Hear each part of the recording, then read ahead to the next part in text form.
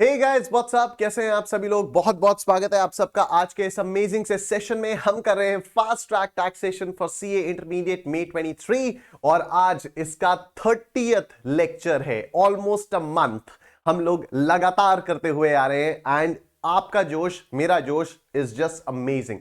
बस I sincerely hope कि जो जो चीजें हम लोग यहां पर क्लासेस में कर रहे हैं आप उनका रेगुलरली रिवीजन कर रहे हैं। Computation of total income and tax payable वाला चैप्टर हम लोग कर रहे हैं। 2 सेशंस हमारे हो चुके हैं, आज इसका तीसरा लेक्चर है।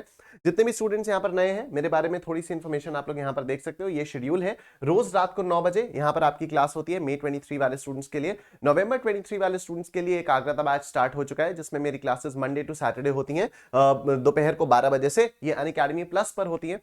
इसके लिए आपको अनअकैडमी प्लस का सब्सक्रिप्शन लेना होगा। यहाँ पर डीटी और आईडीटी मैं पूरा का पूरा कवर करूंगा और सब्सक्रिप्शन लेते समय please do use my code Nishchit to get maximum possible discount. Subscription कैसे लेना है वो मैं आप लोगों को इस वीडियो के एंड में बताऊंगा।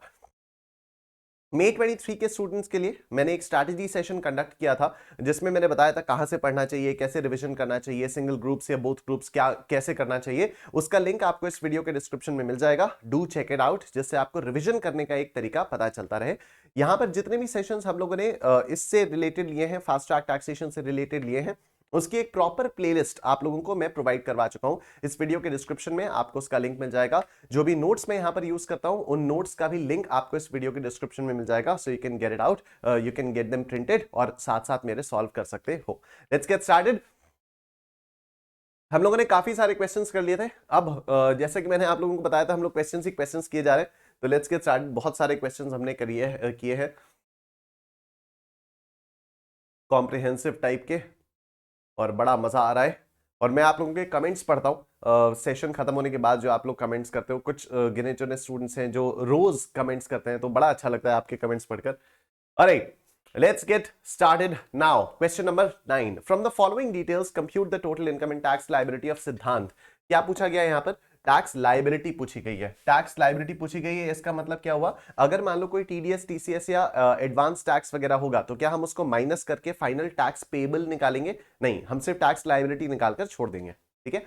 Aged 31 years of Delhi, both as per the regular provisions of the Income Tax Act 1961 and as per Section 115 BSc for the assessment year 23-24, advise Mr. Siddhant whether he would opt for Section 115 BSc। ठीक है, 115 BSc से भी निकालना है, दोनों तरीके से निकालना है और फिर एडवाइस देनी है कि 115 BSc फॉलो करना है या नहीं।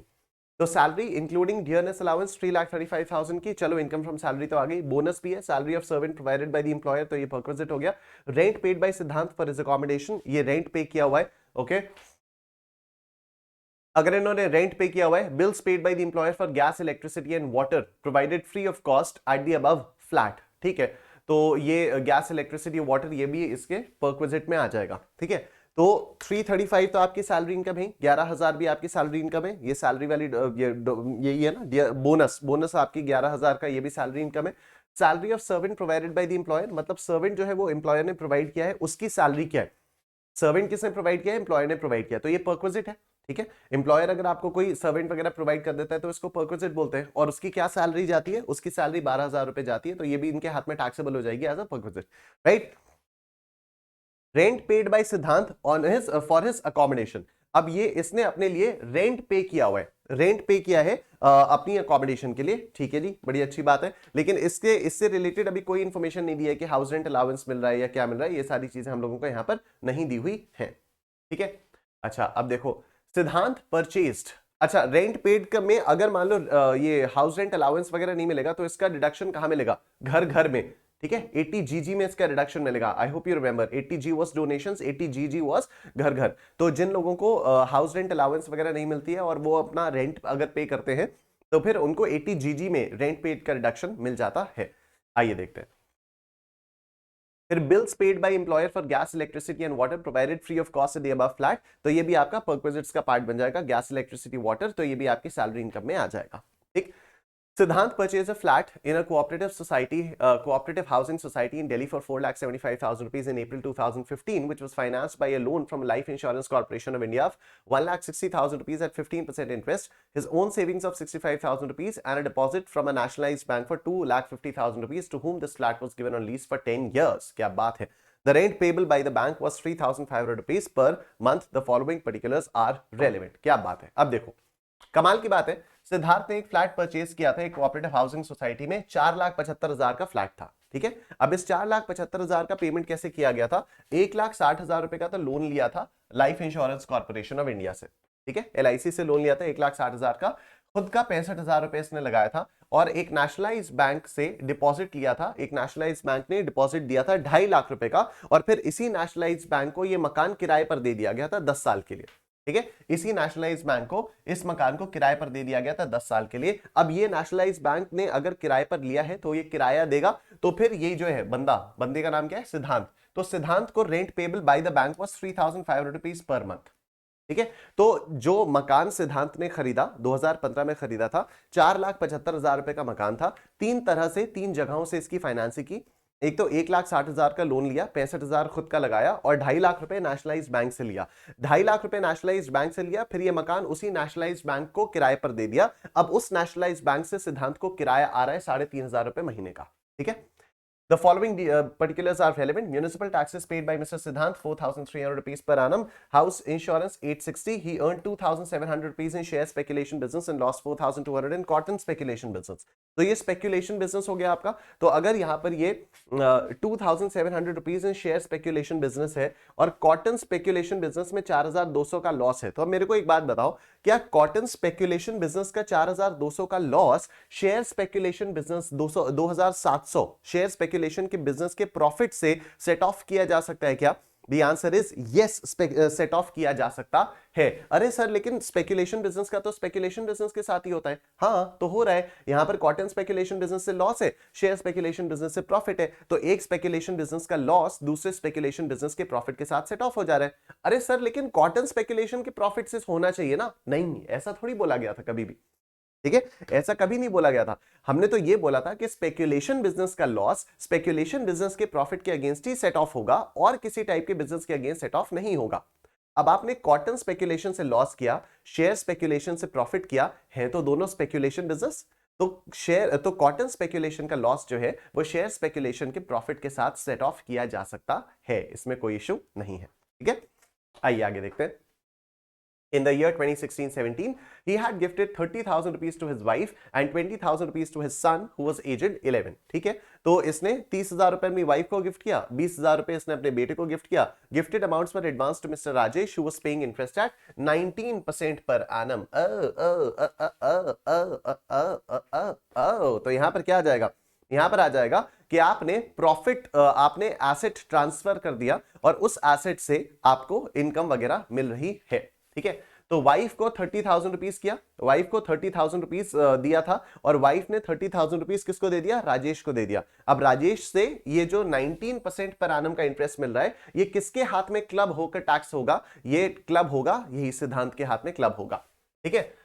सन 11 साल का है, अबे ये खुद तो 31 साल का है, 31 साल की उम्र में इसका 11 साल का बच्चा भी है, ठीक है यार, सही है। 20 साल की एज में बाप बन गया था, सही बंदा है। चलो, to his wife and 20,000 to his son who was aged 11. चलो ठीक है, तो 20,000 रुपए इसने अपने सन को दिया, ठीक है, ट्रांसफर ऑफ ये प्रॉपर्टी अपने बेटे को दिया, और उसके बाद इससे इसको जो इनकम मिलेगी, तो बेटे को जो भी इनकम मिलेगी किसके हाथ में क्लब होगी? इसी के हाथ में ये क्लब हो जाएगी। लेकिन बेटे की इनकम जब क्लब होगी, माइनर चाइल्ड की इनकम जब भी क्लब होती है, तो उसमें 1032 का एग्जेम्पशन भी मिलता है 1,500 रुपए का, तो वो आपको यहां पर ध्यान रखना होगा। सिद्धांत received a gift of 30,000 rupees each from 4 friends. तो 4 दोस्तों से 30,000 रुपए मिला, ये पूरा का पूरा 1,20,000 रुपए आपका टैक्सेबल हो जाएगा under income from other sources. He contributed 50,000 rupees to public provident fund. इससे 80C का रिडक्शन सिद्धांत को मिल जाएगा। वेरी सिंपल क्वेश्चन, आइए इसको सॉल्व करते हैं हम लोग सब मिलके। सबसे पहले तो यहां पर तो सभी आ गए, सैलरी आ गया, हाउस प्रॉपर्टी आ गया, पीजीबीपी आ गया, कैपिटल गेन्स को छोड़ के सब आ गया, इनकम फ्रॉम अदर सोर्सेज भी आ गया, ठीक है। सैलरी हो गया आपका, तो 3,35,000 रुपए की सैलरी आपकी, 3,35,000 रुपए की सैलरी, 3,35,000 की बेसिक सैलरी। उसके बाद बेसिक इंक्लूडिंग डीएनएस, बोनस आ गया आपका 11,000 रुपए का, बोनस आ गया आपका 11,000 रुपए का। परक्विजिट्स में आपके पास क्या आया? परक्विजिट्स में आया एक तो सर्वेंट की सैलरी 12,000 रुपए की, सर्वेंट की सैलरी 12,000 रुपए की आई, ठीक है। उसके बाद रेंट पेड का बाद में देखेंगे, रेंट पेड का रिडक्शन वैसे मिलेगा ही नहीं, रेंट पेड का रिडक्शन जो है वो आपको मिलेगा ही नहीं, ठीक है ना। रेंट पेड का रिडक्शन मिलेगा ही नहीं, क्योंकि 80 GG में आपको तभी मिलता है जब आपके पास उस समय खुद का कोई मकान ना हो। यहां पे तो खुद का मकान है ना, भले ही उसने अपना अपना खुद का मकान तो ऐसे नेशनलाइज्ड बैंक को किराए पर दे रखा है और खुद किराए के मकान पर रह रहा है, ये कौन सी बात हुई भाई? ठीक है, तो यहां पर 80 जीजी का रिडक्शन, ये जो रेंट पेड बाय सिद्धांत फॉर हिज अकोमोडेशन है 49,600, इसका रिडक्शन इसको 80 जीजी में मिलेगा ही नहीं, क्योंकि इसका खुद का भी मकान है। इससे खुद मकान खरीद के नेशनलाइज बैंक को किराए पर दे रखा है, या खुद के मकान में रहना, तो अगर रहने के लिए तुम्हारे पास मकान है तो अपने मकान में रहो। ठीक है, एनीवे तो सैलरी ऑफ सर्वेंट हो गया, रेंट पेड का कुछ नहीं होगा, और bills paid for gas electricity water 11,000 रुपए का आपको यहां पर मिल जाएगा, 11,000 रुपए का ये मिल जाएगा, तो टोटल 23,000 हो जाएगा, टोटल 23,000 हो जाएगा। आप इसको कैलकुलेटर दे बता सकट हो महाराज, 3,35,000 प्लस 11,000 प्लस 23,000, ये आपने किया, ये कितना आया? ये आया 3,69,000, 3,69,000। इसमें से 50,000 का स्टैंडर्ड डिडक्शन माइनस करेंगे, 3,19,000 रुपए आपकी सैलरी इनकम आ गई है, 3,19,000 रुपए आपकी इनकम फ्रॉम सैलरीज आ गई है।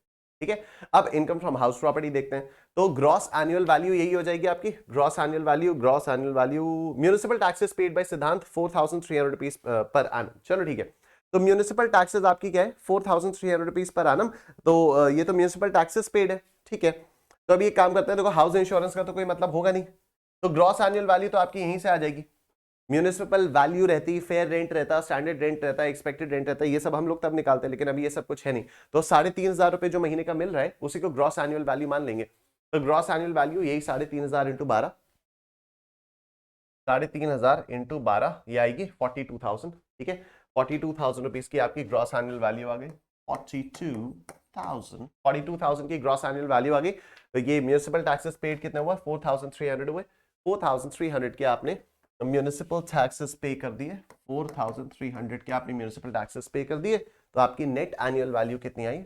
इसमें से 4,300 माइनस 37,700 की आपकी नेट एनुअल वैल्यू आ गई। इसमें से आप दो चीजों को माइनस करोगे, पहले तो इसका 30% फ्लैट, ये कितना आता है? ये आता है 11,360, है ना, 11,360 नहीं 11,310, कैसी बात कर रहे हो निशांत कुमार, 11,310 आपने यहां पर माइनस किया, फिर इंटरेस्ट ऑन लोन, क्योंकि यहां पर लोन लिया हुआ है 1,60,000 रुपए का, और ये 22-23 में पूरा आउटस्टैंडिंग है, कहीं पर क्वेश्चन में दिया नहीं है कि कोई भी प्रिंसिपल रीपेमेंट हुआ है, तो 15% ऑन 1,60,000 इसका आपको रिडक्शन मिल जाएगा, 1,60,000 का 15% इसका आपको डिडक्शन मिलेगा, 24,000। मैं कल अपनी क्लास देख रहा था, मैंने नोटिस किया कि मैं डिडक्शन बोलता हूं लेकिन वो साउंड रिडक्शन होता है, पता नहीं क्यों, तो मैं बोलता हूं रिडक्शन, ऐसे बोल देता हूं रिडक्शन, तो मैं बोलता तो डिडक्शन हूं लेकिन वो साउंड रिडक्शन होता है। तो आज मैंने सोचा कि नहीं, आज मैं जरा कायदे से बोलूंगा, आज आई विल इनंसिएट प्रॉपरली। 11,310 ये हो गया और 24,000 ये हो गया। अब इसको हम लोग देखते हैं आगे। अरे आप कहां से आ गए महाराज, यहां पर आइए, आप आइए। 11,310 प्लस 24,000 ये आता है 35,310, 35,310, फिर 37,700 माइनस 35,310, ये हो गया 2390। इनकम फ्रॉम हाउस प्रॉपर्टी हो गई 239, ठीक है, इनकम फ्रॉम हाउस प्रॉपर्टी हो गई आपकी 2390। अब पीजीबीपी में आ जाते हैं, तो पीजीबीपी में सबसे पहले तो ये 2,700 रुपए का शेयर स्पेकुलेशन बिजनेस से प्रॉफिट में नोट करता हूं, तो इनकम फ्रॉम स्पेकुलेशन बिजनेस 2,070, और लॉस फ्रॉम कॉटन बिजनेस आपका सेट ऑफ हो जाएगा 2,070, तो 2,700 ये लॉस हो जाएगा, और पीजीबीपी से कोई इनकम नहीं आती है, पीजीबीपी से और कोई भी इनकम नहीं आती है। ठीक है, अब इसने क्या किया, 16-17 में अपनी वाइफ को 30,000 रुपए गिफ्ट किया, जहां से इसको 19% का रिटर्न मिल रहा है, तो क्लबिंग हो जाएगी 19%, कितना 5,700, ये इनकम फ्रॉम अदर सोर्सेज में आता है, तो ये कितना आया, अरे कितना आया था भाई, 5,700। ठीक है, तो यहां पर ये आया 5,700, ठीक है, ये आया आपका 5,700। उसके बाद अपने बेटे को भी कुछ दिया था, बेटे को 20,000 रुपए दिए, माइनर सन को 20,000 रुपए दिए, 20,000 रुपए पर 20,000 रुपए पर 19%, 3,800 आता है, 3,800 आता है, लेकिन यहां पर एग्जाम्पशन हो जाता है 1,500 का, और 3,800 minus 1,500, this is 2,300, this is 2,000, ठीक है, दिस इज 2,300। उसके बाद इसको 30,000 रुपए अपने 4 दोस्तों से मिला, तो 1,20,000 रुपए ये मिल गया, 1,20,000 रुपए ये मिल गया, 1,20,000 रुपए ये मिल गया, और ये पूरा आपका टैक्सेबल हो गया। That's it, income from other sources भी डन। तो 5,700 प्लस 2,300 प्लस 1,20,000 प्लस 1,20,000, ये हो गया 1,28,000, 1,28,000 ये हो गया, ठीक। तो ग्रॉस टोटल इनकम आपकी कितनी आ गई? Gross total income, salaries income 3,19,000 रुपए, 3,19,000 रुपए सैलरी इनकम। फिर house property income 2,390, PGBP income 0, income from other sources 128, income from other sources 128, या 449,390, 449,390 है जी। ग्रॉस टोटल इनकम आ गई 449,390, ठीक है। अब 80C का रिडक्शन इसको मिलेगा, ये कितना डिपॉजिट किया था पीपीएफ में? 50,000 ना। Yes, he contributed 50,000 rupees to public provident fund, तो 50,000 रुपए इसने यहां पर कर दिया, 50,000 रुपए का इसको यहां पर 80C में डिडक्शन मिल गया, और रेंट पेड 80GG में आपको कोई डिडक्शन नहीं मिलेगा, तो 50,000 रुपए आपका ये आ जाएगा, और 449,390 माइनस 50,000, दिस इज 399,390, 399,390, ठीक है, ये आ गया आपका 399,390। अब आइए इसमें टैक्स लायबिलिटी निकाली जाए। तो टैक्स लायबिलिटी निकालने के लिए 2.5 लाख तक तो कोई इनकम नहीं होती है, 2.5 लाख से 5 लाख तक 5% लगता है, तो ये 5 लाख से कम ही है, 399,390 माइनस 2.5 लाख, इस पर लगेगा 0.05, तो ये हो जाएगा 7469.5, तो इसको मैं 7470 लिख सकता हूं, तो ये हो गया 7470। नाउ क्योंकि इसकी इनकम 5 लाख से कम है, तो इसलिए इसको रिबेट भी मिल जाएगी अंडर सेक्शन 87A।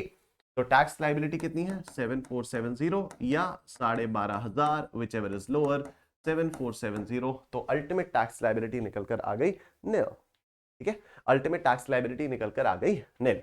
तो ये तो हो गया नॉर्मल प्रोविजन से, नॉर्मल प्रोविजन से अल्टीमेट टैक्स लायबिलिटी आ गई निल। अब हम देखते हैं एक बार 115 बीएससी से, ठीक है। तो अभी 115 बीएससी में बड़ा सिंपल है, पता है, आप स्टार्ट कर लो 399,390 से, ठीक है, यू कैन स्टार्ट विद 399,390, यही आपकी टोटल इनकम है।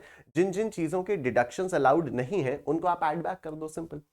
जैसे 399,390 में ये 50,000 रुपए का डिडक्शन अलाउड नहीं होता, ठीक है, इसको आप ऐड बैक कर दो। उसके बाद इनकम फ्रॉम अदर सोर्सेज में अगर हम देखें तो ये 1,500 रुपए का एग्जेम्पशन नहीं अलाउड होता न्यू स्कीम में, ये डिडक्शंस एग्जेम्पशंस वगैरह नहीं अलाउड होता है ना, ये तो हम लोगों ने देखा ही था। सैलरीज में भी वो लीव ट्रैवल एग्जेम्पशन के सेक्शन 10 वाले एग्जेम्पशंस बेसिकली न्यू स्कीम में अलाउड नहीं होते, ठीक है। और ग्रॉस टोटल इनकम से जो डिडक्शंस होते हैं वो भी अलाउड नहीं होते हैं। सैलरीज का जो स्टैंडर्ड डिडक्शन होता है वो भी अलाउड नहीं होता है, ठीक है ना। तो 399,390 से आप स्टार्ट करो, आप इसमें 50,000 को ऐड बैक करो, आप इसमें फिर 1,500 को भी ऐड बैक करो, और उसके बाद आप इसमें ये हाउस प्रॉपर्टी में तो कोई पंगा नहीं है, पीजीबीपी में कोई पंगा नहीं है, सैलरीज का ये जो 50,000 का है इसको ऐड बैक कर दो। तो 115 बीएससी के हिसाब से अगर आपको टोटल इनकम निकालनी है तो आपको दोबारा से पूरा कैलकुलेशन करने की जरूरत नहीं है, आप सिंपली टोटल इनकम में जो जो डिडक्शंस अलाउड नहीं होते हैं उनको आप ऐड बैक करते चलो, ठीक है। तो चलो 399 390 से स्टार्ट करेंगे, 399 390 यही है ना, 399 390 399 390। उसके बाद आप इसमें 50,000 रुपए का ये स्टैंडर्ड ये 80C का डिडक्शन 50,000 का ये ऐड किया, ठीक है। फिर हमने 1,500 रुपए का ये वाला एग्जाम्पशन ऐड किया, 1,500 रुपए का ये वाला एग्जाम्पशन ऐड किया, और सैलरीज हेड में जो 50,000 रुपए का डिडक्शन मिलता है वो भी हमने ऐड कर दिया। तो 50,000 प्लस 1,500 प्लस 50,000 क्या आता है? 1,01,500, 1,01,500, ठीक है। तो प्लस 399,390, ये आपकी इनकम आ गई 5,08,90, 5,08,90। अब इसमें आप टैक्स लायबिलिटी कैलकुलेट करोगे, कैसे टैक्स लायबिलिटी कैलकुलेट करोगे? 0 से 2.5 आपकी आएगी निल, 0 से 2.5 आ गई निल, 2.5 से 5 आ गई 5%, तो 12,500 आ गई, 12,500। उसके बाद 5 से 5,08,90 माइनस 5 लाख, तो इस पे कितना लगता है, इस पे लगेगा आपका 10%। 10% तो 89 रुपीज का टैक्स यहाँ पर आपका लग जाएगा। तो 89 रुपीज का टैक्स आपका लग जाएगा, तो ये कितना आ जाएगा 12,589। और इसी पर आपका हेल्थ एंड एजुकेशन सेस लग जाएगा, क्योंकि इनकम अभी आपकी 5 लाख से ज्यादा हो गई, देख रहे हो। रिबेट अंडर सेक्शन 87 ए मिलती है अगर इनकम 5 लाख से कम होती है, तो यहाँ पर 5 लाख से ज्यादा हो गई तो कोई रिबेट नहीं मिलेगी। 12,589 पर आप 504 रुपीज आप ऐड करोगे। 504 रुपीज आपने जैसे ही ऐड किया तो 12,589 प्लस 504 ये आता है 13,093। 13,093 है ना, 13,093 आ जाता है। इसको आप राउंड ऑफ कर दो तो 13,090 will be your answer. I am sure सबको समझ में आ गया। बोलो निश्चय फॉरएवर, बोलो निश्चय फॉरएवर। और अगर आपने इसे अभी तक किसी ने वीडियो को लाइक नहीं किया है, प्लीज आप लोग वीडियो को लाइक कर दीजिए और फिर हम लोग चलते हैं अपने नए क्वेश्चन पर। एडवाइस दे तो भाई इसको, तो न्यू स्कीम के हिसाब से इसको ज्यादा टैक्स पे करना पड़ रहा है, तो भाई तू ओल्ड में ही रह ले, ठीक है।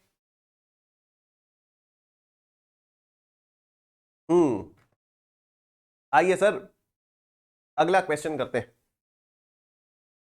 Let's look at the next question. Question number 10 ICI के स्टडी मटेरियल का question number 8। Let's look at it. So Ramdeen, aged 33 years, working as manager sales with Frozen Foods Limited, provides the following information for the year ended 31st March 2023.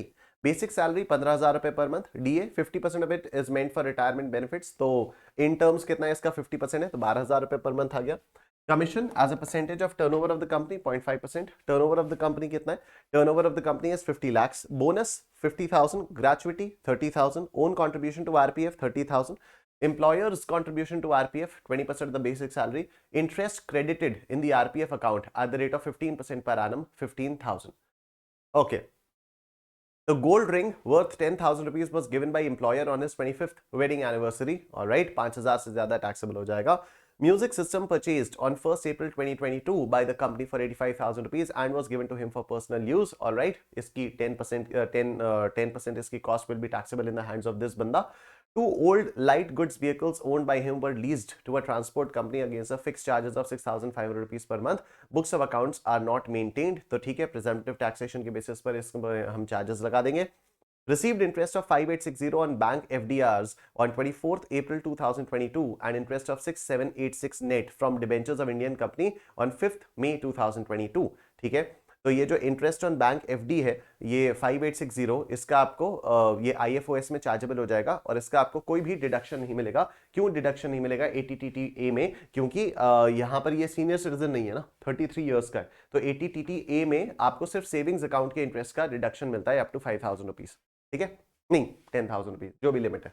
चलो, तो received interest of 5860 on bank FDRs. तो FDRs पे basically fix deposits पे कोई भी आपको interest का कोई भी आपको डिडक्शन नहीं मिलता है, वो सीनियर सिटीजन्स को मिलता है, ठीक। तो received interest of 5,860 on bank FDRs on 24th April 2022 and interest of 6,786 net from debentures of Indian companies. तो अब ये interest on debentures मिला है और ये net मिला है, मतलब 10% TDS कटने के बाद मिला है। तो इसमें आप ग्रॉस वैल्यू आप IFOS में इंक्लूड करोगे और वो जो भी TDS होगा उसका हम लोग क्रेडिट ले लेंगे टैक्स पेबल में।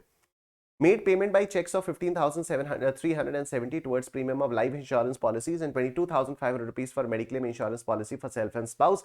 इसका 80C में डिडक्शन मिल जाएगा, इसका 80D में डिडक्शन मिल जाएगा। Invested in national savings certificate 30,000 and in FDR for SBI for 5 years 50,000 rupees. तो इनका भी 80C में रिडक्शन मिल जाएगा दोनों का। Donations of 11,000 rupees to an institute approved under 80G and of 5,100 to Prime Minister's National Relief Fund were given during the year by way of a check. Very nice. Compute the total income and tax payable thereon for the assessment year 23-24. Assume Ramdeen does not opt for section 115 BAC. ठीक है, तो अभी आपको total income निकालनी है और tax payable निकालना है। तो टैक्स लायबिलिटी में से आपको जो भी टीडीएस टीसीएस वगैरह का क्रेडिट होगा, टीडीएस टीसीएस एडवांस टैक्स का जो भी क्रेडिट होगा वो आपको माइनस करना होगा। टीडीएस का क्रेडिट आपको कहां से मिलेगा? ये जो 6,786 रुपीज का नेट आपको इंटरेस्ट ऑन डिबेंचर्स मिला है, इस पर टीडीएस आपको कैलकुलेट करना पड़ेगा बैक कैलकुलेशन से और फिर आप इसका क्रेडिट दोगे, राइट। चलो सर, काफी सिंपल सा क्वेश्चन है, काफी अच्छा सा क्वेश्चन है, कॉम्प्रिहेंसिव सा क्वेश्चन है। शुरू करते हैं सबसे पहले इनकम फ्रॉम सैलरी से। तो बेसिक सैलरी आ जाती है 15,000 रुपए पर मंथ, ठीक है, बेसिक सैलरी आती है 15,000 रुपए इंटू 12, ये आ जाता है 1,80,000 रुपए। ये हो गया 1,80,000 रुपए। ठीक है, डियरनेस अलाउंस को देखें तो 12,000 रुपए पर मंथ, तो 12,000 रुपए पर मंथ करके कितना आता है, 12,000 इंटू 12, तो ये आता है 1,44,000 रुपए, 1,44,000 रुपए। उसके बाद commission as a percentage of turnover 0.5%, turnover is 50 lakh, तो 50 लाख का 0.5%, 0.5 बाई 100 कितना आता है, 25,000 रुपए। तो 25,000 रुपए आपका ये आ गया कमीशन, 25,000 रुपए का आपका कमीशन। उसके बाद बोनस कितना है, बोनस है 50,000 रुपए, बोनस है 50,000, बोनस है 50,000 रुपए। उसके बाद ग्रेचुइटी, ग्रेचुइटी 30,000 रुपए।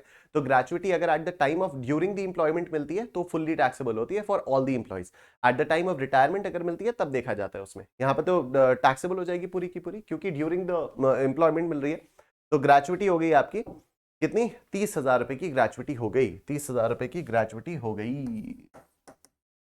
ठीक, अब देखो जो ओन कॉन्ट्रीब्यूशन टू आरपीएफ है, यहां पर ओन कंट्रीब्यूशन टू आरपीएफ, इसका डिडक्शन 80C में मिलेगा, right. Own contribution to RPF का डिडक्शन 80C में मिलता है। तो यहां पर अभी हमें कुछ भी नहीं करना है, यहां पर आपकी बेसिक डीए वगैरह में सब कुछ ऑलरेडी इंक्लूडेड है, उसी में से इसने पे किया होगा, तो वो उसमें अभी हमें दोबारा ऐड बैक नहीं करना है।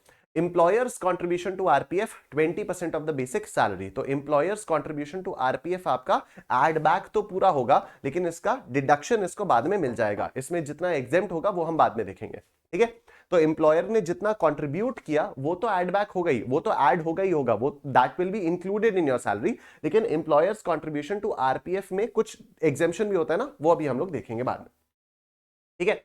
तो देखो अब यहां पर एम्प्लॉयर्स कंट्रीब्यूशन टू आरपीएफ आया 20% ऑफ द बेसिक सैलरी। तो बेसिक सैलरी कितनी है, 1,80,000 की बेसिक सैलरी है, 1,80,000 की बेसिक सैलरी, इसका 20% यानी 36,000 रुपए एम्प्लॉयर का कंट्रीब्यूशन है। तो इस 36,000 रुपए को तो आप यहां पर ऐड करोगे ही करोगे, इस 36,000 रुपए को आप यहां पर करोगे। अब देखो एम्प्लॉयर अगर आरपीएफ में वो कंट्रीब्यूट करता है, अगर एम्प्लॉयर आरपीएफ में वो करता है, कंट्रीब्यूट करता है, तो 12% ऑफ द सैलरी तक का एग्जेम्पशन होता है एम्प्लॉई को, ठीक है। कि एम्प्लॉयर की सैलरी पहले तो आपने पूरी की पूरी एम्प्लॉयर का कंट्रीब्यूशन आपने पूरा पूरा यहां पर किया, अब लेस कितना होगा, लेस होगा 12% ऑफ द सैलरी, मतलब एम्प्लॉयर का contribution up to 12% of the salary is allowed as an exemption, ठीक है। एम्प्लॉयर का contribution up to 12% of the salary is allowed as contribution. और यहां पर सैलरी में क्या आता है, basic plus DA plus commission on turnover, ठीक है, basic plus DA in terms plus commission on turnover. तो इसके लिए एक नोट बनाया है, आइए नोट देखते हैं। नोट ये रहा एम्प्लॉयर्स कंट्रीब्यूशन टू आरपीएफ। तो बेसिक सैलरी कितनी है, बेसिक सैलरी इस बंदे की है 1,80,000 रुपए, बेसिक सैलरी इस बंदे की है 1,80,000 रुपए, 1,80,000 रुपए। डीए इन टर्म्स 1,44,000 का 50%, तो 1,44,000 रुपए एक्चुअल डीए है, इसका डिवाइडेड बाई 2 करेंगे 72,000 रुपीज आ जाएगा, ये आ गया 72,000 रुपीज। और कमीशन ऑन टर्नओवर आपका 25,000 रुपए का था, if I am not wrong, एक बार चेक भी कर लेते हैं, ठीक है। ये 25,000 रुपए का आपका कमीशन ऑन टर्नओवर था। अब ये आपकी सैलरी काउंट की जाएगी for the purpose of calculation employer's contribution to RPF जितना एग्जेम्प्ट है, ठीक। 1,80,000 प्लस 72,000 प्लस 25,000, ये आ गया 2,77,000, 2,77,000 ये आ गया। अब इसका 12% एम्प्लॉयर कंट्रीब्यूट कर सकता है जो कि एग्जेम्प्ट है, ठीक। तो इसका 12% कंट्रीब्यूशन है 33,240, 33,240 इज एग्जेम्प्ट, मतलब इतना अगर एम्प्लॉयर ने कंट्रीब्यूट किया होता तो फिर कोई टैक्सेबिलिटी अराइज नहीं होती, राइट। तो एम्प्लॉयर का जितना भी कंट्रीब्यूशन था उसको हमने सैलरी में पहले इंक्लूड किया, उसमें से जितना एग्जेम्प्ट है उसको हमने माइनस किया, तो 33,240 को अब हम लोग माइनस कर देंगे यहां से, 33,240 को 33,240 को माइनस कर दिया। तो एम्प्लॉयर्स कंट्रीब्यूशन टू ये कितना टैक्सेबल हो गया, employer's contribution to RPF 36,000 minus MRC is equal to 2,760, 2,760 ये आपका टैक्सेबल हो जाएगा, ठीक है। 2,760 दिस विल बी इंक्लूडेड। अब आइए आगे देखते हैं। ये भी हो गया, सब हो गया। Interest credited in the RPF account at the rate of 15%, ठीक है। तो आरपीएफ अकाउंट में जितना भी इंटरेस्ट मिलता है 9.5% तक तो आपका एग्जेम्प्ट होता है, लेकिन उसके ऊपर जितना भी होता है वो आपका टैक्सेबल हो जाता है, ठीक है। तो interest credited to RPF account कितना है, 15,000 है, 15% के रेट से 15,000 है। तो 15,000 को हम पहले सैलरी इनकम में इंक्लूड करेंगे और फिर 9.5% के हिसाब से कैलकुलेट करके उसको माइनस कर देंगे, क्योंकि अप टू 9.5% इज एग्जेम्प्ट। 9.5% के अगर ऊपर मिलता है तो वो टैक्सेबल हो जाता है, ठीक है जी। तो 15,000 हम लोगों ने यहां पर इसको किया, 15,000 का आपको इंटरेस्ट मिला, लेकिन this is at the rate of 15%। तो 15% के रेट से ये मिल रहा है, तो 9.5% से कितना मिलेगा, 15,000 मिल रहा है आपको 15% के रेट से, ठीक है। तो टोटल आपका इतने का था आरपीएफ में कंट्रीब्यूशन, तो इसका 9.5% आपका एग्जेम्प्ट हो जाएगा। तो 9,500 आप माइनस कर दोगे, 9,500 आप माइनस कर दोगे। ये सब इंडिविजुअली हम लोगों ने सैलरीज वाले हेड में किया हुआ है, ठीक है। तो अगर किसी को भी लग रहा हो कि भाई साहब ये सब क्या चल रहा है, तो सैलरीज वाले हेड में इंडिविजुअली हम लोग कर चुके हैं। तो सैलरीज वाला लिंक आपको ये वो पूरी प्लेलिस्ट जब आप देखो तो वहां पर सैलरीज वाला चैप्टर भी मिल जाएगा। तो सैलरीज वाले चैप्टर पे जब आप जाओगे, वो पूरा जब आप देखोगे, सारे उसके लेक्चर देखोगे, तो फिर आपको ये सब समझ में आ जाएगा, ठीक है। तो 15,000 माइनस 9,500, ये हो जाएगा 5,500, ये हो जाएगा 5,500। और क्या चीज है भैया, और बताइए क्या करें। तो interest credited in the RPF account, ये भी आपका हो गया, चलो बड़ी अच्छी बात है। अब बताओ gold ring worth, gold ring आपको मिली है एम्प्लॉयर से मिली है वेडिंग एनिवर्सरी में, तो कौन से हेड में टैक्सेबल होगी, एम्प्लॉयर से अगर कुछ भी गिफ्ट मिलता है तो टैक्सेबल हो जाता है, इसी सैलरीज हेड में ही टैक्सेबल हो जाता है। तो गोल्ड रिंग मिली है और वो भी वेडिंग एनिवर्सरी पे मिली है। अगर वेडिंग पर मिली होती तब तो कोई दिक्कत वाली बात नहीं है, वेडिंग एनिवर्सरी पर मिली है तो ठीक है। 25th वेडिंग, अबे 25th वेडिंग, ये लोग क्वेश्चन बनाते हुए एज वेज नहीं देखते क्या, देखियो। रामदीन एजेड 33 ईयर्स, 33 ईयर्स का बंदा 25वीं सालगिरह कैसे मना लेगा, कौन सी एज में इसकी शादी हुई थी, 7 साल की उम्र में शादी करा दी थी इसकी, कुछ भी। बट चलो कोई बात नहीं, हमें उससे क्या ही लेना देना। Gold ring worth 10,000 rupees was given by employer on his 25th wedding anniversary, तो this will be taxable as income from salaries में ही ये टैक्सेबल हो जाएगा।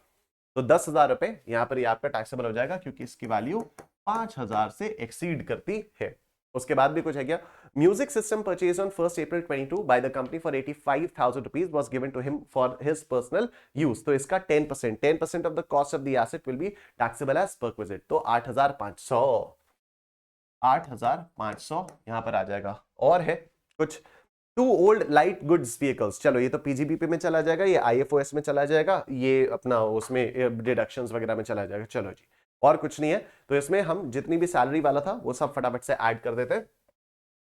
1,80,000 plus 1,44,000 plus 25,000 plus 50,000 plus 30,000 plus 2,760 plus 5,500 plus 10,000। अरे अरे अरे अरे अरे, ऐसा तो पहले कभी नहीं हुआ है, ये क्या हो गया। चलिए तो रिकॉर्डिंग को जरा पॉज करते हैं, इसको ठीक करके रिकॉर्डिंग को रिज्यूम करते हैं, पता नहीं क्या हुआ ये। हाँ जी सही हो गया, पता नहीं कैसे सही हो गया, अपने आप ही सही भी हो गया। चलो एनीवे, तो हाँ, तो ऐड कर लेते हैं एक बार फिर से चीजों को। तो देखो 1,80,000 रुपए प्लस 1,44,000 रुपए प्लस 25,000 रुपए प्लस 50,000 रुपए प्लस 30,000 रुपए प्लस 2,760 प्लस 5,500 प्लस 10,000 प्लस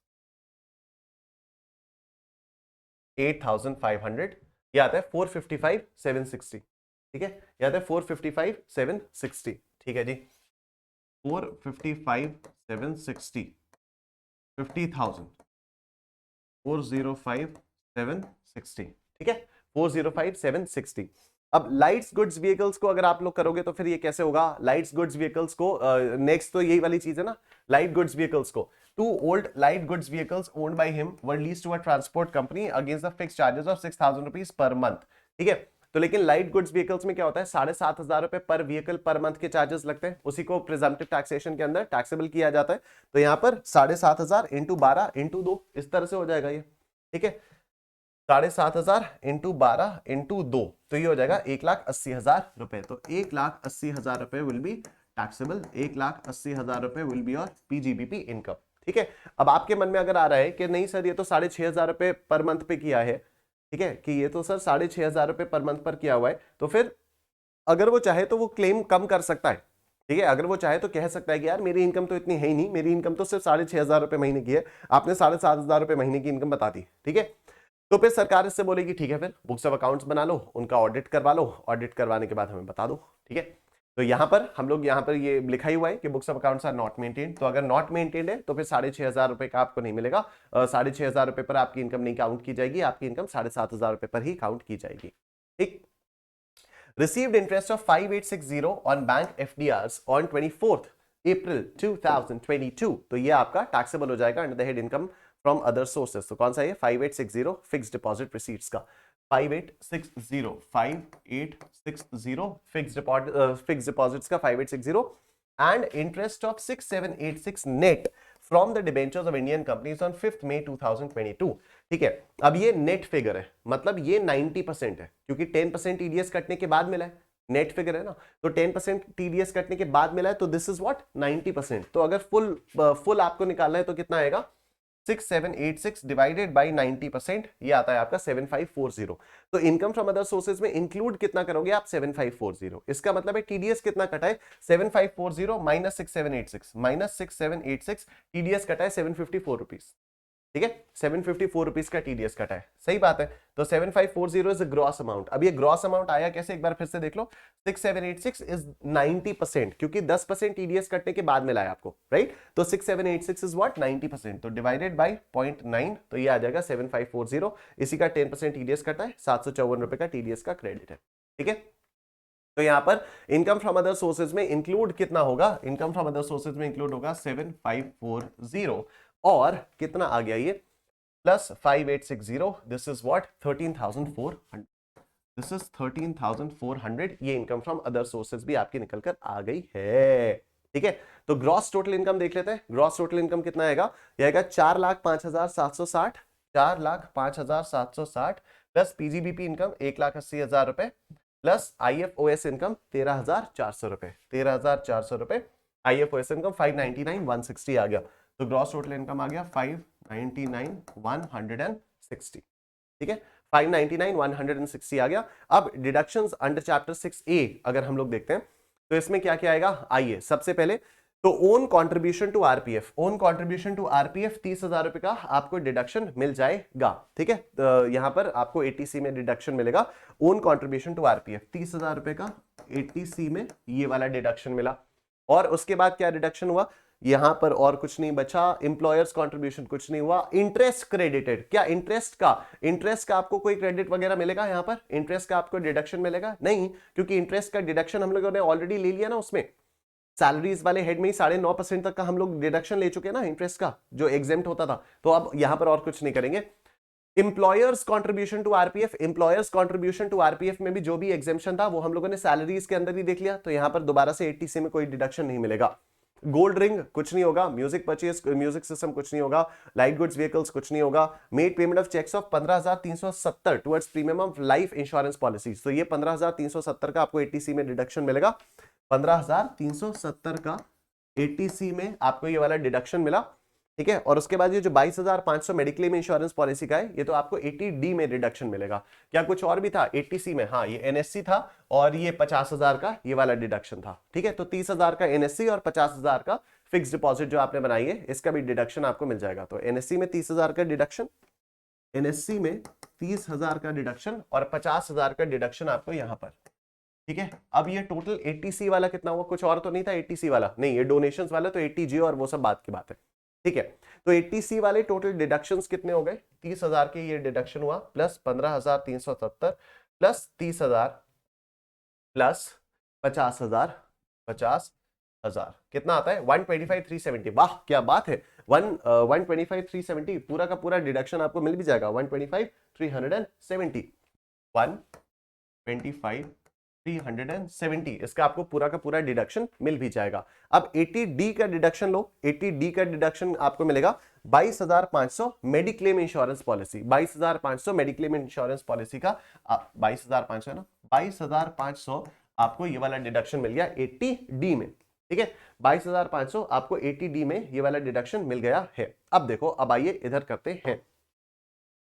देखो 80G का जो डोनेशन है, 80G वाला जो डोनेशन है उसमें क्या होगा, लेट्स सी। 80G वाला जो डिडक्शन है उसमें क्या होगा, लेट्स सी। देखो, तो donations of 11,000 to an institution approved under 80G and of 5,100 to Prime Minister's National Relief Fund were given during the year by way of a check।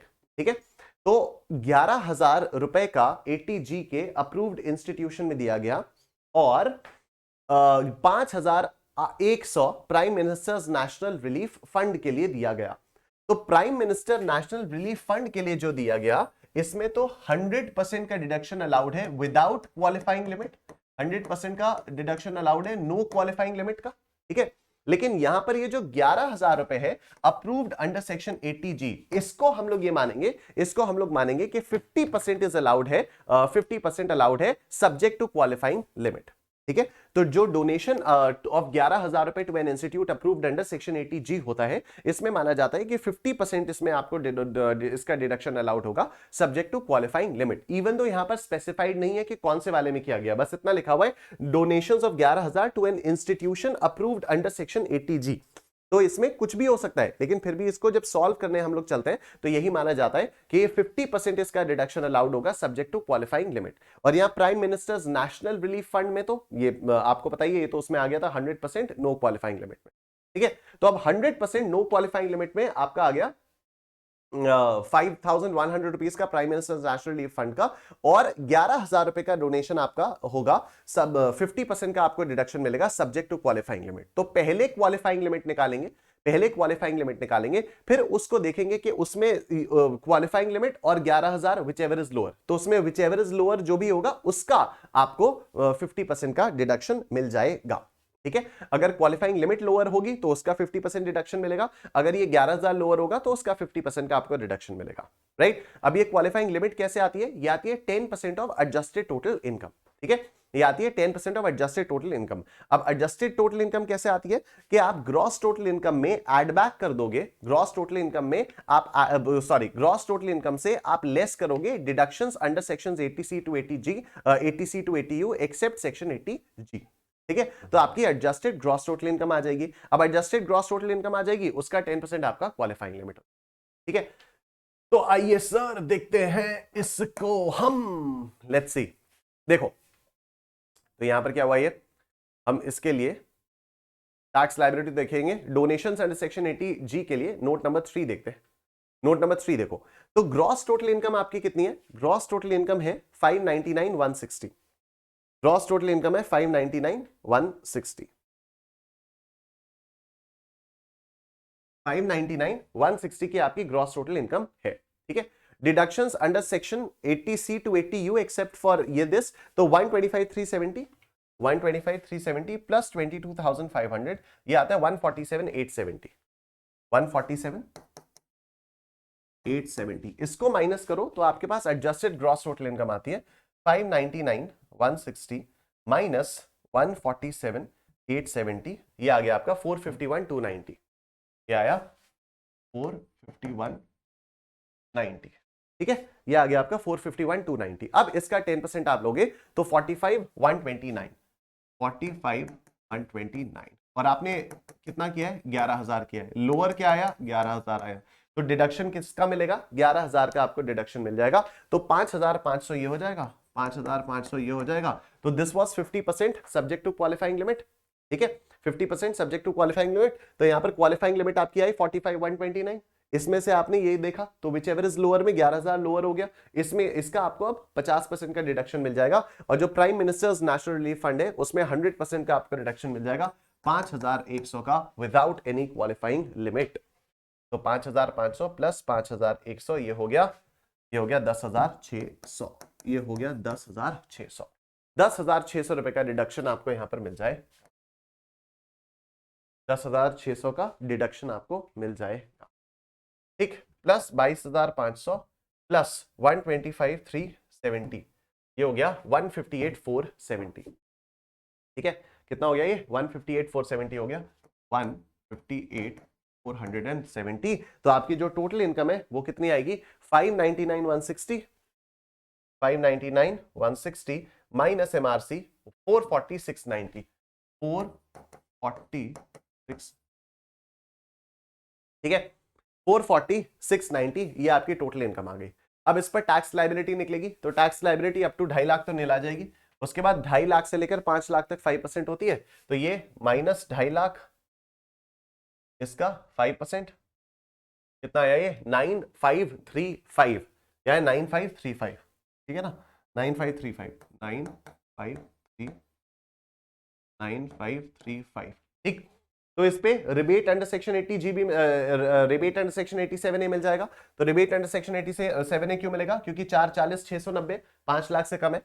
तो 9535 tax liability, 9535 tax liability या 12,500 which ever is lower, तो 9535। तो ये तो आपका कुछ भी नहीं आया, लेकिन याद करो टीडीएस कटा था, टीडीएस कटा था यहां पर 754 रुपए का टीडीएस कटा था ना। तो अभी टीडीएस को माइनस जब करेंगे तो इसका मतलब अब रिफंडेबल हो जाएगा, ठीक है। अगर मान लो यहां पर कोई आपकी टैक्स लायबिलिटी निकल कर आती, ठीक है, सपोज 10,000 रुपए की यहां पर टैक्स लायबिलिटी निकल कर आती, तो इसमें से हम कहते कि ठीक है 10 लाख रुपए की टैक्स लायबिलिटी निकल कर आई, आप उसमें वो एजुकेशन सेस वगैरह सब कुछ ऐड कर दो। एजुकेशन सेस ऐड करने के बाद सपोज 10,400 की निकल कर आई। अब 10,400 या 40%, 40 रुपए या नहीं 400 ही तो आएगा, तो 10,400 रुपए में से आप 754 रुपीज का टीडीएस माइनस करोगे और जितना भी बचा that is your tax payable, right. और यहां पर पेबल निकालने के लिए बोला गया था, यहां पर सिर्फ लायबिलिटी निकालने के लिए तो बोला नहीं था, यहां पर टैक्स पेबल निकालने के लिए बोला था, राइट। तो अभी यहां पर टैक्स लायबिलिटी तो निल है, कुछ पे तो करना ही नहीं है हमें। तो टीडीएस का क्रेडिट जब हम माइनस करेंगे, इसका मतलब क्या है कि हमारा टीडीएस कटना ही नहीं चाहिए था, पर कट गया, तो अब वो सरकार से हमें वापस मिल जाएगा, ठीक है। तो यहां पर ये क्या हो जाएगा आपका, या 754 रुपीज आपके रिफंडेबल हो जाएंगे, ठीक है। 754 रुपीज आपके रिफंडेबल हो जाएंगे। आप इसको राउंड ऑफ करो तो 750 रुपए सरकार आपको दे देगी, बताओ 4 रुपए फिर भी मांगिए, ठीक है। तो देखो ये हो गया, तो टैक्स लायबिलिटी आपकी निलाई। अब इसमें क्या हुआ, लेस करेंगे हम टैक्स डिडक्टेड एट सोर्स और इंटरेस्ट ऑन डिबेंचर्स, तो लेस करते थे ये, तो ये आपका टैक्स रिफंडेबल आ जाएगा, ठीक है। अगर यहां पर नॉर्मली टैक्स लायबिलिटी आती तो आप लेस करते तो आपका फाइनली टैक्स पेबल आता, लेकिन अभी यहां पर ये आपका टैक्स रिफंडेबल आ जाएगा। तो यहां पर मैंने लिखा है net tax refundable 754, tax refundable rounded off 750 rupees का ये हो जाता है। आई एम श्योर सबको समझ में आ गया, बरो निश्चय फॉरएवर, बरो निश्चय फॉरएवर, ठीक है जी। और अगर आपने अभी तक वीडियो को लाइक नहीं किया है तो प्लीज आप लोग वीडियो को लाइक कर दीजिए। And we are moving on to the next question.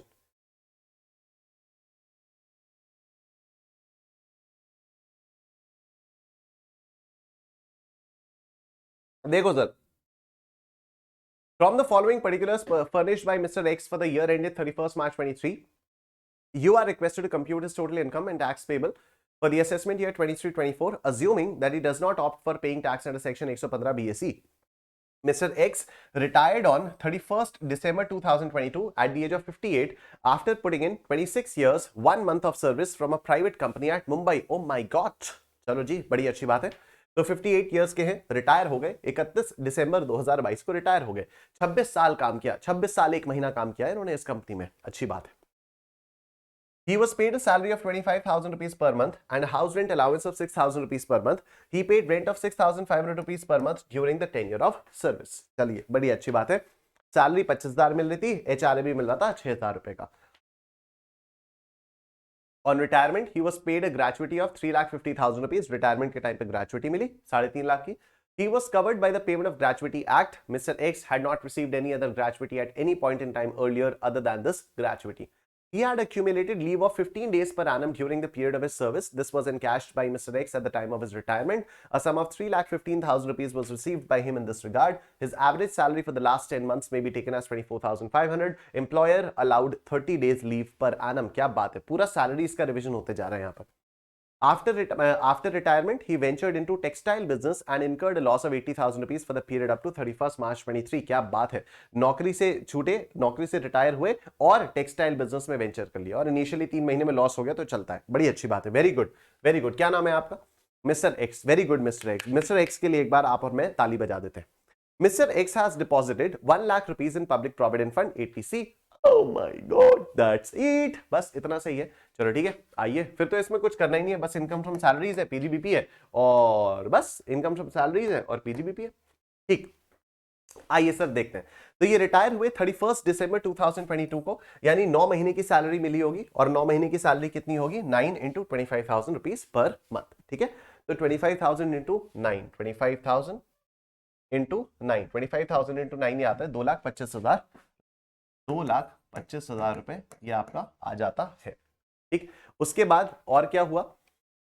He was paid 25,000 rupees and house rent allowance of 6,000 rupees per month. ठीक है, हाउस रेंट अलाउंस मिला कितना? हाउस रेंट अलाउंस मिला 6,000 रुपीज पर मंथ, तो 6,000 into 9 ही मिला होगा, 9 महीने के लिए हाउस रेंट अलाउंस मिला होगा, तो 6,000 इंटू 9 हम कर देते हैं, 6,000 इंटू 9 कर देते हैं हाउस रेंट अलाउंस, तो ये 54,000 रुपीज आ जाता है, 54,000 रुपीज आ जाता है। और इसमें से अब हम देखेंगे least of the following is exempt. ठीक है, अब उस least of the following is exempt के लिए एक मैंने नोट बनाया हुआ है, और ये रहा वो नोट। एचआरए एक्चुअली रिसीव्ड कितना? 54,000 rupees. HRA actually received 54,000 rupees. अब क्या होता है? Rent paid minus 10% of the salary, तो rent paid minus 10% of the salary, तो रेंट पेड तो ये हो गया 6,500 रुपीज इंटू 9, यही रेंट पे किया था, बताया था यहां पर। House rent allowance of 6,000 rupees per month, he paid a rent of 6,500 rupees per month. ठीक है, he paid a rent of 6,500 rupees per month, तो 6,500 rupees per month into 9, rent paid minus 10% of the salary, और यहां पर salary में क्या आ जाएगा? Salary में ये आ जाएगा 2,25,000 रुपीज, क्योंकि कुछ और है ही नहीं। ठीक, तो देखो कितना हो गया? 2,25,000 रुपए का 10% एम प्लस, और रेंट पेड कितना है? 6,500 into 9 is equal to minus MRC, ये हो गया 36,000 रुपए, 36,000 रुपए। और क्योंकि ये कौन से शहर में है? ये छोटे शहर में या बड़े शहर में? मुंबई। अच्छा, मुंबई में है, तो मुंबई में तो 50% of the salary, 50% of the salary ली जाएगी। लीस्ट ऑफ द फॉलोइंग होता है ना, actual received, rent paid minus 10% of the salary, या 50% ऑफ योर सैलरी। तो अभी 50% ऑफ द सैलरी लेंगे, सैलरी में यही 2,25,000 रुपए लेंगे, तो 50% ऑफ 2,25,000 रुपए अगर हम लोग लेते हैं तो कितना आता है? 2,25,000 रुपए डिवाइडेड बाई 2, ये आता है 1,12,500, 1,12,500। तो least of the following is exempt, 36,000 is exempt. ठीक है, 36,000 आपका एग्जेम्प्ट हो जाता है, तो यहां पर हम लोग एग्जेम्प्ट में लिख देते हैं 36,000, तो बाकी का जो भी हाउस रेंट अलाउंस है वो आपका टैक्सेबल हो जाएगा। 54,000 माइनस 36,000, ये आता है 18,000 रुपए, 18,000 रुपए ये आ जाता है। ठीक है, तो पहला पॉइंट हो गया डन, और दूसरा पॉइंट हो गया डन, एचआरए वाला भी हो गया। Next, on retirement he was paid a gratuity of 3,50,000 rupees.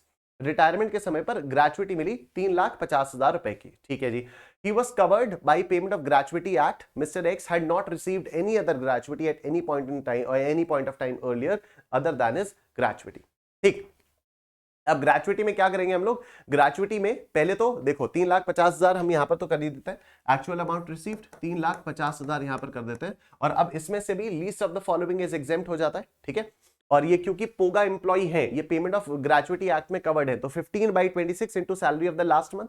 ठीक है, 15/26 into salary of the last month, ठीक, for the number of years completed. और क्योंकि ये पोगा एम्प्लॉय है तो फ्रैक्शन ऑफ इयर्स को आप इग्नोर करोगे, तो 26 इयर्स 1 मंथ था ना, ये 26 इयर्स 1 मंथ, तो इंटू 26 हो जाएगा। ठीक है, आई होप यहां तक की बात आपको समझ में आ रही है। तो आइए ग्रेचुइटी में क्या हो जाएगा, least of the following is exempt में देखते हैं। एग्जेम्प्ट के लिए इसके लिए नोट 2 बनाया हुआ है। एक्चुअल अमाउंट रिसीव्ड कितना था? 3.5 लाख था। एक्चुअल अमाउंट रिसीव्ड है 3.5 लाख रुपए, 3.5 लाख रुपए। स्टैट्यूटरी लिमिट कितनी होती है? यहाँ पर स्टैट्यूटरी लिमिट होती है 20 लाख की। ग्रेचुइटी के केस में statutory limit is 20 lakh rupees. और उसके बाद क्या होता है? Half month salary for each completed year of service 15/26 into 25,000 into 26 years. ठीक है, अगर नॉन पोका एम्प्लॉय होता है तब होता है half of average salary of the last 10 months for every completed year of service. ठीक है, तो अभी यहां पर क्या होगा? 15/26 into 25,000 into 26, 3,75,000 rupees, 3,75,000 rupees. Least क्या है? लीस्ट है यही 3,50,000 रुपए, और क्योंकि लीस्ट यही 3,50,000 रुपए है तो इसको यहां पर हम एग्जेम्प्ट कर देंगे 3,50,000 रुपए को, तो ये आ जाएगा आपका ग्रेचुइटी में आ जाएगा नील। क्या बात है। आइए ग्रेचुइटी वाला बवाल भी खत्म हुआ। अब लीव ट्रैवल कंसेशन वाला, ठीक है, लीव ट्रैवल कंसेशन वाला बवाल यहां पर फटाफट से देखा जाए। तो देखो, he had accumulated leave of 15 days per annum during the period of his service. 15 days leave during the year, during the period of his service, 15 days per annum. तो 26 साल 1 महीने की नौकरी और हर साल में 15 दिन की छुट्टी है। तो टोटल लीव्स कितनी बची हैं, टोटल लीव्स इनके पास अवेलेबल कितनी है, 26 इंटू 15, क्योंकि 15 लीव्स पर एनम अभी इनके अकाउंट में बची हुई हैं।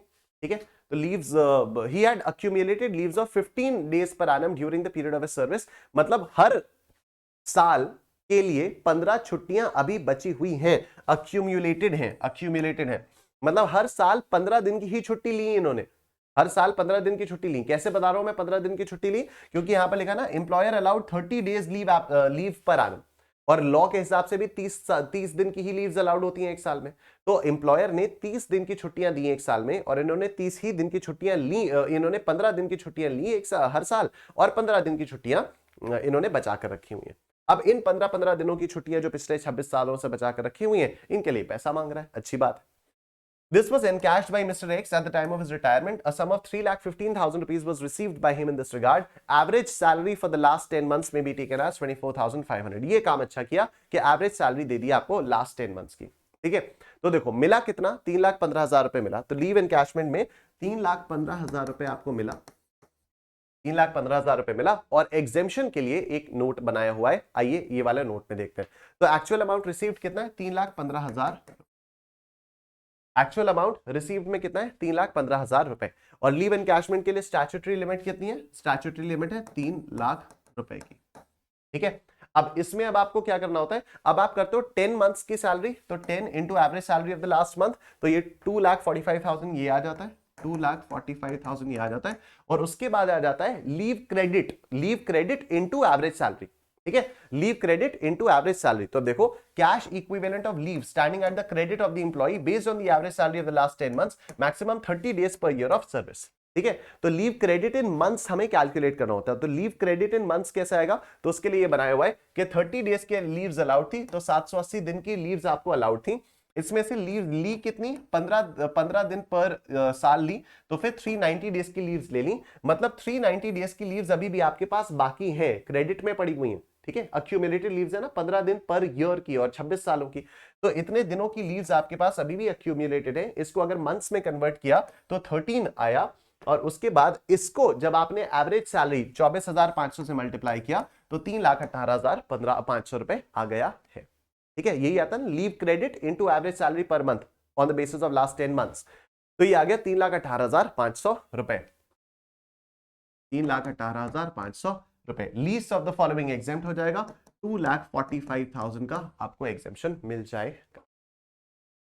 ठीक है सर, 2,45,000 रुपीज का आपको यहां पर एग्जेम्पशन मिल जाएगा। तो लीस्ट ऑफ द फॉलोइंग 2,45,000 का आपको एग्जेम्पशन मिल जाएगा। मिला था 3,15,000, 3,15,000 में से 2,45,000 का एग्जेम्पशन हो गया, 70,000 रुपए आपकी ये लीव वाला टैक्सेबल हो जाएगा।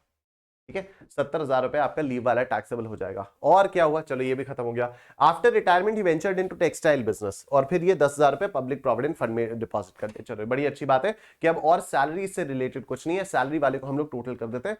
बड़ा बवालिया है ये, 2,25,000 रुपए प्लस 18,000 रुपए प्लस 70,000 रुपए, कितना आया, 3,13,000 रुपए की आपकी सैलरी इनकम आ गई। तो 3,13,000 रुपए की आपकी सैलरी इनकम आ गई, 50,000 का स्टैंडर्ड डिडक्शन, ये हो जाएगा 2,63,000, 2,63,000। ठीक है, 2,63,000 ये आ गया। अब पीजीबीपी के बारे में अगर हम लोग बात करें तो 80,000 रुपए का ये जो लॉस है ये आपका कैरी फॉरवर्ड होगा, ये सैलरी के अगेंस्ट सेट ऑफ नहीं किया जा सकता है। इवन दो सैलरी के पास अच्छा खासा पैसा है कि पीजीबीपी के लॉस को सेट ऑफ कर पाए, 80,000 का पीजीबीपी का लॉस है, लेकिन पीजीबीपी का लॉस कैरी फॉरवर्ड होगा, यहां पर सैलरी के अगेंस्ट ये सेट ऑफ नहीं होगा। तो पीजीबीपी में यहां पर कुछ भी नहीं लिखेंगे, यहां पर कुछ भी नहीं आएगा। तो अभी आपकी ग्रॉस टोटल इनकम कितनी आ जाएगी, 2,63,000 रुपए की आपकी ग्रॉस टोटल इनकम आ जाएगी। ठीक है, 2,63,000 रुपए की आपकी ग्रॉस टोटल इनकम आ जाएगी। इसमें लेस कर देंगे deposit in public provident fund, 1 lakh रुपए का रिडक्शन हमने 80C में लेस कर दिया, तो टैक्सेबल इनकम आ जाएगी आपकी, टैक्सेबल इनकम आ जाएगी 1,63,000 रुपए, 1,63,000 रुपए की आपकी टैक्सेबल इनकम आ जाएगी। और क्योंकि 1,63,000 रुपए आपका 2.5 लाख के बेसिक एग्जेम्पशन से भी कम है, तो इसलिए कोई भी टैक्स नहीं आएगा। आई एम श्योर सबको समझ में आ गया। बोलो निश्चेन फॉरएवर, बोलो निश्चेन फॉरएवर, निश्चेन फॉरएवर, बोलो निश्चेन निश्चेन निश्चेन। और अगर आप में से अभी तक किसी ने वीडियो को लाइक नहीं किया है, आप लोग फटाफट से वीडियो को लाइक कर दीजिए। Let's move on to the next question. बड़ा मजा आ रहा है। अगला क्वेश्चन देखो, ये रहा आपके सामने क्वेश्चन नंबर 12। ICAI के स्टडी मटेरियल का क्वेश्चन नंबर 10 आ जाता है। Rosy and Mary are sisters, born and brought up in Mumbai. रोजी got married in 1982 and settled at Canada since 1982. अच्छा, तो रोजी जो हो गई वो NRI हो गई है। Mary got married and settled in Mumbai. Both of them are below 60 years. The following are the details of their incomes for the previous year ended 31st March 2023. तो सबसे पहला, pension received from state government. रोजी को कुछ नहीं, मेरी को यहां पर मिला है। अच्छा, मेरी इंडिया की है, ठीक है, मेरी जो है वो इंडिया की है, तो मेरी जो है वो है क्या बोले, क्या है वो, रेजिडेंट एंड ऑर्डिनरीली रेजिडेंट है। और जो रोजी है वो नॉन रेजिडेंट हो गई है। रोजी जो है वो नॉन रेजिडेंट हो गई है। तो रोजी अगर नॉन रेजिडेंट हो गई है तो उसकी सिर्फ इंडियन इनकम टैक्सेबल होगी, और जो मेरी है उसकी तो सारी की सारी इनकम टैक्सेबल हो जाएंगी। तो pension receive from state government, रोजी को मिली नहीं, मेरी के हाथ में ये 60,000 रुपए टैक्सेबल हो जाएगा। और pension receive from Canadian government 20,000 है, तो रोजी को मिली है 20,000, कैनेडियन गवर्नमेंट नॉन रेजिडेंट, हमारे यहाँ कोई टैक्सेबिलिटी नहीं होगी। Long term capital gain on sale of land at Mumbai, 1 lakh 1 lakh, तो 1 लाख की जमीन अगर आपने इंडिया में बेची है, लॉन्ग टर्म कैपिटल गेन अगर आपने इंडिया में बेचा है तो, और उससे आपको लॉन्ग टर्म कैपिटल गेन हो रहा है, तो रोजी के हाथ में भी टैक्सेबल हो जाएगा, क्योंकि इंडियन लैंड को बेचा है, तो इनकम इज अक्रूड और हैज अरिजन इन इंडिया, और मेरी के हाथ में तो टैक्सेबल होगा ही होगा। Short term capital gain on sale of shares of Indian listed companies in respect of which STT was paid, तो ये भी दोनों के हाथ में आपका टैक्सेबल हो जाएगा, मेरी भी रोजी भी। LIC प्रीमियम पेड 10,000 रुपए का, मेरी ने LIC प्रीमियम पे किया है, तो इसको 80C में रिडक्शन मिल जाएगा। Premium pay to Canadian life insurance corporation at Canada, तो life insurance corporation at Canada में अगर इसने पे किया है तो रोजी को भी यहां पर 80C में डिडक्शन मिल जाएगा। यस, मिल जाएगा, ठीक है। अगर हम उसकी इनकम यहां पर टैक्सेबल कर रहे हैं तो फिर इसका डिडक्शन, इसको 40,000 का डिडक्शन मिल जाता है, राइट, इसको डिडक्शन मिल जाता है। उसके बाद mediclaim policy premium paid by account पे चेक, तो इसका डिडक्शन 80D में मिल जाएगा। डिपॉजिट इन PPF, इसका 20,000 का डिडक्शन 80C में मिल जाएगा। Rent received in respect of house property eight Mumbai, तो ये हाउस प्रॉपर्टी मुंबई में है, तो ये दोनों के हाथ में टैक्सेबल हो जाएगा। बस इस वाले क्वेश्चन में आपको इतना ध्यान रखना है कि जो रोजी का ये 40,000, इंट्यूटिवली ऐसा लगेगा अरे कैनेडिया में, अरे मतलब कैनेडा में लाइफ इंश्योरेंस प्रीमियम पे किया है तो हम अपने देश में इसका रिडक्शन नहीं देंगे। पेट्रियोटिज्म थोड़ा सा यहां पर झलकेगा, ठीक है, लेकिन यहां पर आपको रिडक्शन देना होगा, तो इस पॉइंट को आप इंपॉर्टेंट मार्क कर लीजिए, जिससे बाद में आप भूलें ना, ठीक। Compute the taxable income and tax liability of Mrs. Rosie and Mrs. Mary for the assessment year 23-24 and tax thereon. Ignore the provisions of section 115 BAC, ठीक है। तो यहां पर सभी आ गया, इनकम फ्रॉम सैलरीज आ गया, क्योंकि पेंशन मिली है, पेंशन मिली है तो इनकम फ्रॉम सैलरीज आ गया। उसके बाद इनकम फ्रॉम हाउस प्रॉपर्टी आ गया ये। उसके बाद PGBP मेरे ख्याल से नहीं आया है, PGBP नहीं आया, PGBP नहीं आया, पर कैपिटल गेन्स आ गया, और IFOS भी नहीं आया, ठीक है, IFOS भी नहीं आया। तो सबसे पहले सैलरी के बारे में बात करते हैं। तो सैलरी के बारे में अगर बात करें तो स्टेट गवर्नमेंट से मेरी को 60,000 रुपए की पेंशन मिली है, तो स्टेट गवर्नमेंट से पेंशन मिली है 60,000 रुपए की, इसमें 50,000 रुपए का स्टैंडर्ड डिडक्शन लगा दो, 10,000 रुपए की इनकम फ्रॉम सैलरीज आ गई मेरी की, ठीक है। अब कैनेडियन गवर्नमेंट से इसको पेंशन मिली है 20,000 रुपए की, इस पर इसमें इंडिया में कोई टैक्सेबिलिटी नहीं होगी और कुछ भी नहीं होगा, तो यहां पर सैलरी से इसकी कोई इनकम नहीं है, और 10,000 रुपए की मेरी की इनकम आ जाती है, ठीक है। उसके बाद हाउस प्रॉपर्टी देखें तो 60,000 और 30,000, ये कितना है, रेंट रिसीव्ड है, तो रेंट रिसीव्ड है तो क्या इसमें हम लोगों को 30% का स्टैंडर्ड डिडक्शन देना चाहिए, अवश्य देना चाहिए, ठीक है। तो 60,000 और 30,000, रेंट रिसीव्ड 60,000 और 30,000, 60,000 और ये आ गया आपका 30,000, ये रेंट रिसीव्ड है तो हम 30% का स्टैंडर्ड डिडक्शन दे देते हैं। 60,000 30%, 18,000 का स्टैंडर्ड डिडक्शन दिया, ठीक है, और ये ऑब्वियसली 9,000 आएगा, 9,000 आएगा, तो 60 माइनस 18 कितना हो गया, 60 माइनस 18 कितना हो गया, 42,000, और ये कितना हो गया 30 माइनस 9, 30 माइनस 9, ये आ गया 21, ये आ गया 21,000। ठीक है, फिर कैपिटल गेन्स के बारे में बात करें तो पहले लॉन्ग टर्म कैपिटल गेन लिख लेते हैं, 1 lakh 1 lakh, long term capital gain लिख लेते हैं यहां पर 1 लाख और 1 लाख का।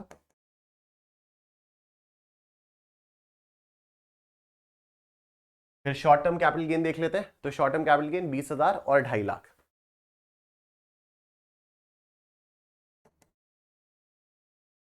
ठीक, तो ये कितना आ गया, ये आ गया 1,20,000 और उसके बाद ये आ गया 3,50,000, ये आ गया 3,50,000। ठीक है, उसके बाद ग्रॉस टोटल इनकम, अब और तो कुछ बचा नहीं, बाकी एलआईसी प्रीमियम पेड और ये सारी चीजें ये बाद में होंगी। अच्छा याद रखना कि जो ये सारी चीज होती है short term capital gain on sale of listed, on sale of shares of Indian company है ना, तो जो भी आपके वो होंगे ना डिडक्शंस, वो ये शेयर्स वाले कैपिटल गेन्स के अगेंस्ट नहीं आप इसका डिडक्शन ले सकते हो। ठीक है, कौन सी इनकम के अगेंस्ट आप ले सकते हो, तो ग्रॉस टोटल इनकम में से आप डिडक्शन तो ले सकते हो, लेकिन जो शेयर्स वाली इनकम होती है, शेयर्स वाला कैपिटल गेन होता है, उसके अंदर आप चैप्टर 6A के डिडक्शंस नहीं ले सकते हो। ठीक है, चाहे वो लॉन्ग टर्म हो चाहे वो शॉर्ट टर्म हो, लेकिन नॉर्मल के अंदर आप ले सकते हो। नॉर्मल जो भी कैपिटल गेन्स होते हैं आपके, normal long term capital gains है, normal short term capital gains है, अदर देन शेयर्स वाले, तो उसके अगेंस्ट में आप चैप्टर 6A का डिडक्शन ले सकते हो, लेकिन शेयर्स वाली जो कैपिटल गेन होता है उसके अगेंस्ट आप चैप्टर 6A का डिडक्शन नहीं ले सकते हो। ठीक, चलो आ जाओ, सबसे पहले फिर ग्रॉस टोटल इनकम देखते हैं। तो इसमें रोजी में दिस 0 + 42 + 120, 42,000 + 1,20,000, ये आता है 1,62,000। ठीक, इधर 10 + 21 + 3.5, 10 + 21 + 3.5, 3,81,000, 3,81,000, ये आ गई आपकी ग्रॉस टोटल इनकम्स। ठीक है, ये आ गई आपकी ग्रॉस टोटल इनकम्स 1,62,000, 3,81,000। ठीक है, अब देखो यहां पर इन दोनों में से ही जब भी आप डिडक्शन लोगे ना, तो इसमें से 20,000 हटा दो, इसमें से ये 2.5 लाख हटा दो, क्योंकि ये शॉर्ट टर्म कैपिटल गेन है on sale of shares, right. तो डिडक्शन लेने के लिए आपके पास, रोजी के पास कितनी इनकम है, 142 की ही इनकम है, मतलब 142 से ज्यादा का डिडक्शन रोजी नहीं क्लेम कर सकती। समझिए इस बात को, टोटल इनकम भले ही आपकी 162 है, पर चैप्टर 6A का डिडक्शन लेने के लिए माना जाएगा 142 ही इनकम है। क्यों? क्योंकि 20,000 पर तो टैक्स पे करना ही पड़ेगा, 20,000 के अगेंस्ट आप कोई डिडक्शन नहीं ले सकते। सिमिलरली मेरी के बारे में अगर बात करें तो 3,81,000 में से 2.5 लाख को आपको हटाना पड़ेगा, 2.5 लाख से ज्यादा, ये 3,81,000 है अगर, तो इसमें से 2.5 लाख को हटाना पड़ेगा। ठीक है, 2.5 लाख के अगेंस्ट कोई डिडक्शन नहीं लिया जा सकता है।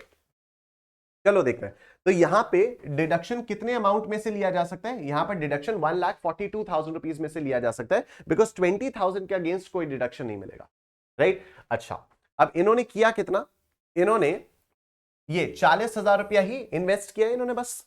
ठीक है, 40,000 रुपए इन्वेस्ट किया, और तो कुछ किया भी नहीं इन्होंने।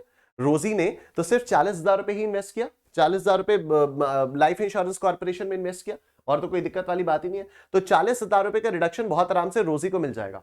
ठीक है, क्योंकि 162 में से अगर आप ये 20 माइनस कर दो तो बचता कितना है, 1,42,000 रुपए, मतलब 142 तक का डिडक्शन रोजी ले सकती है। और रोजी लेना कितना चाह रही है, सिर्फ 40,000 रुपीज का डिडक्शन लेना चाह रही है, तो रोजी बहुत आराम से 40,000 रुपीज का रिडक्शन रोजी को मिल जाए। ठीक है, तो रोजी की इनकम तो हमारी फाइनल हो गई, 162 माइनस 40 कितना, 1,22,000, 1,22,000। ठीक है, 1,22,000 टोटल डिडक्शन, मतलब चलो एक काम करते हैं, इसको जिस तरह से यहां पर फॉर्मेट में बनाया हुआ है उसी तरह से मैं आपको बताता हूं।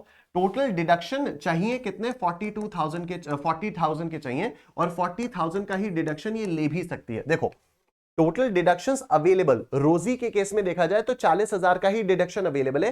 क्या ये क्लेमेबल है? हाँ ये क्लेमेबल है। क्यों क्लेमेबल है? क्योंकि शॉर्ट टर्म कैपिटल गेन अगर इसमें से माइनस भी कर दिए जाए तब भी हमारे पास सफिशिएंट इनकम रहती है कि हम 40,000 का डिडक्शन उसमें से हटा पाए। तो अब टोटल कितना आपके पास इनकम आती है, 162 माइनस 40, तो ये आ जाती है 1,22,000 की इनकम। ठीक है, अब मेरी के केस में देखो, मेरी के केस में क्या होता है, मेरी के केस में एलआईसी प्रीमियम पे किया है 10,000 रुपए का, मेरी ने मेडिक्लेम पॉलिसी ली है 25,000 रुपए की, और पीपीएफ में डिपॉजिट किया है 20,000 रुपए। तो मेरी ने 30,000 रुपए का तो ये 80C में रिडक्शन लेगी और 25,000 रुपए का ये 80D में रिडक्शन लेगी। टोटल 55,000 रुपए का रिडक्शन मेरी लेने वाली है, राइट। 10,000 प्लस 20,000 80C और ये 25,000 80D। चलो देखते हैं। तो LIC प्रीमियम पेड कितना है? 10,000। LIC प्रीमियम पेड है 10,000, ठीक है। उसके बाद ये 20,000 में ये हो गया 20,000 deposit in PPF, 20,000 deposit in PPF और 25,000 रुपए की मेडिक्लेम पॉलिसी, 25,000 रुपए की मेडिक्लेम पॉलिसी। अब देखो टोटल डिडक्शंस अवेलेबल कितने हैं? 10 प्लस 20 30, 30 प्लस 25 यानी 55,000 के डिडक्शंस अवेलेबल है, 55,000 रुपीज के रिडक्शंस अवेलेबल है। लेकिन इस 2.5 लाख के अगेंस्ट कोई रिडक्शन नहीं लिया जा सकता।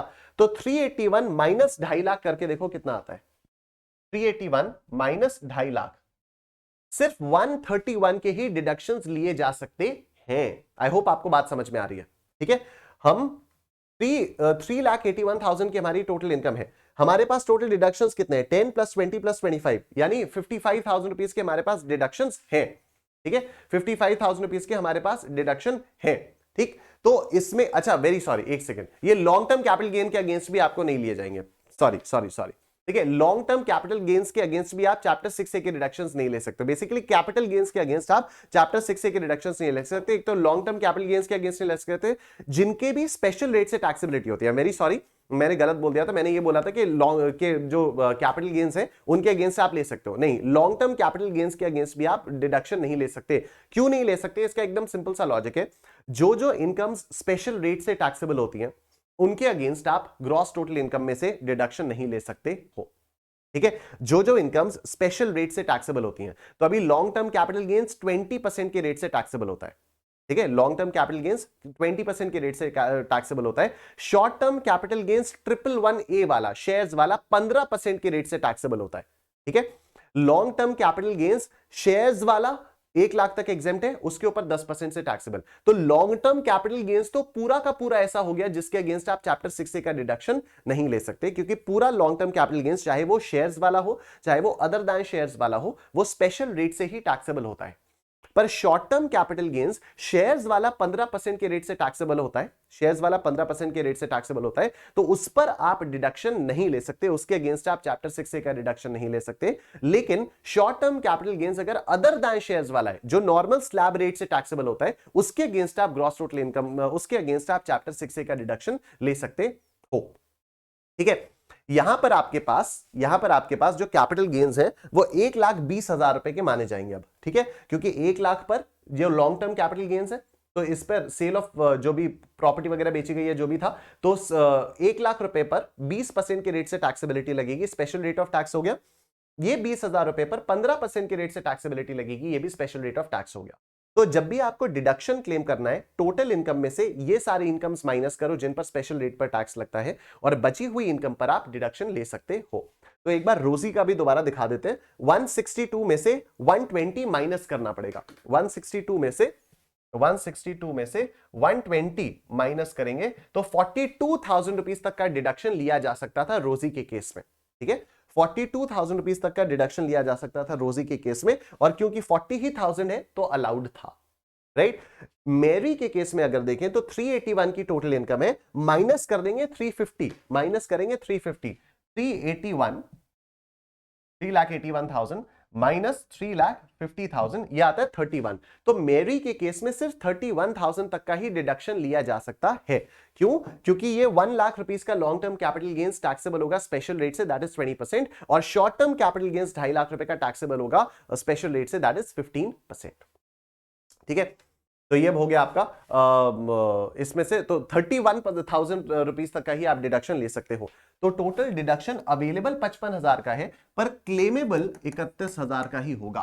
तो 381 में से 31 माइनस करो तो ये ऑब्वियसली यही 3,50,000 आ जाएगा, 3,50,000 रुपए ये आपका आ जाएगा। इस पर आपको टैक्स पे करना पड़ जाएगा, ठीक है, इस पर आपको टैक्स पे करना पड़ जाएगा, राइट। अब हम एक बार रोजी और मेरी की टैक्सेबल इनकम पे टैक्स कैलकुलेट कर लेते हैं। आई होप ये वाला पॉइंट आप लोगों को समझ में आ गया होगा कि कौन सी इनकम के अगेंस्ट आपको डिडक्शन लेना है।